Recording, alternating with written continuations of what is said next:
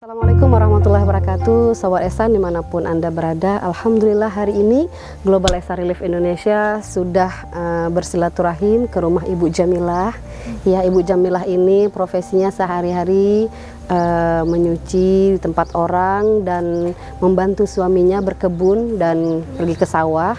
Dan hari ini dengan bantuan dari Anda semua, kita bisa memberikan alat mesin air dan semprot hama untuk ibu supaya pekerjaannya di sawah dan di kebun lebih mudah, dan ada sedikit sembako Bu ya untuk kehidupan sehari-hari ibu dan bersama keluarga.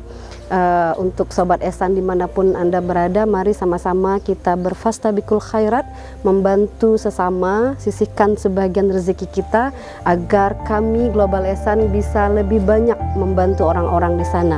Join bersama kami di program Arisan Akhirat. Assalamualaikum warahmatullahi wabarakatuh.